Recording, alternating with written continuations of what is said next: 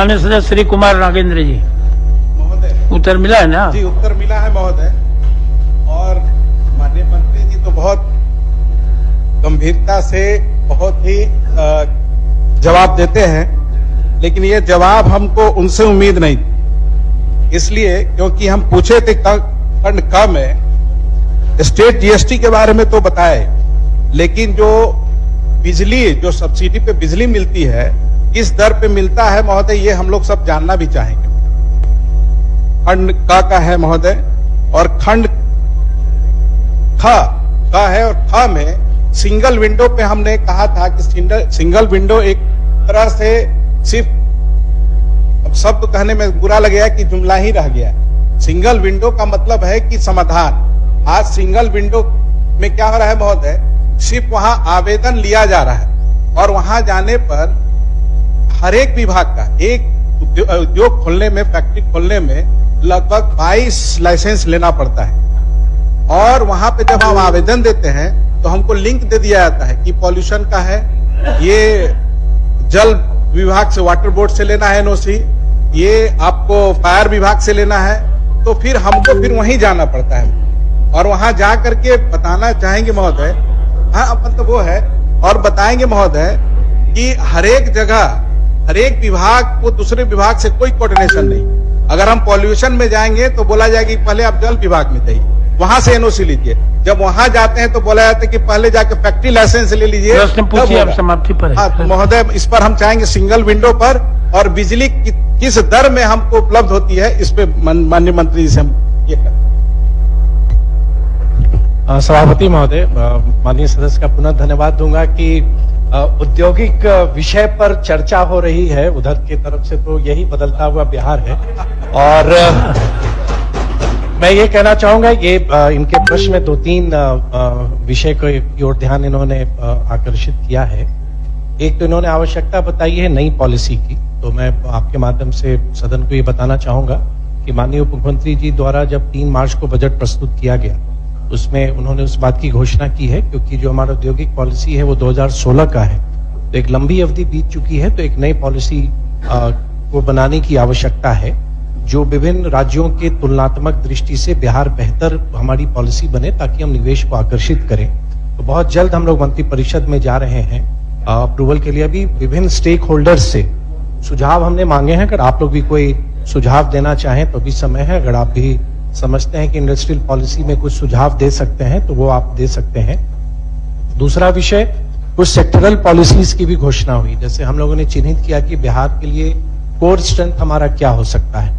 तो बायोफ्यूल्स की एक पॉलिसी हमारी आने वाली है, फूड प्रोसेसिंग की हमारी पॉलिसी आने वाली है, फार्मास्यूटिकल्स की भी पॉलिसी हम अलग से ला रहे हैं, और प्लास्टिक्स के लिए भी हम अलग से पॉलिसी ला रहे हैं। तो मेन हमारा जो औद्योगिक नीति 2025 बनेगा, उसके अलावा भी इन 4 अलग अलग सेक्टर्स के लिए भी हम स्पेसिफिक पॉलिसी ला रहे हैं। सिंगल विंडो का आपने जो जिक्र किया है, 2006 में ही SIPV जब माननीय मुख्यमंत्री जी के नेतृत्व में 2005 में सरकार बनी, तो 2006 में ही SIPV का गठन किया गया था, और उसका उद्देश्य यही था, एक सिंगल विंडो क्लियरेंस हमारा रहे, ताकि कोई भी निवेशक को विभिन्न विभागों में जाना ना पड़े किसी भी अप्रूवल के लिए।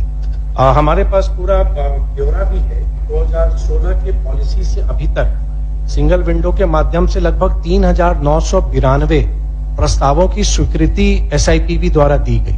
अगर आपके संज्ञान में कोई ऐसा विषय है, पूरा हम दे सकते हैं, कितनी यूनिट कार्यरत है, कितना इन्वेस्टमेंट, हम सारा ब्यौरा है मेरे पास। तो अगर आपकी दृष्टि में कोई विषय संज्ञान में आया है, किन्हीं को SIPV में कठिनाई हुई है, तो मैं तो आपसे आग्रह करूंगा कि वो जरूर आप साझा करें, क्योंकि SIPV विभिन्न स्तरों पर उसकी स्वीकृति चाहे विभाग स्तर पर या डेवलपमेंट कमिश्नर के स्तर पर या मंत्री के स्तर पर होता है, और ये रेगुलर इंटरवल पर होता है।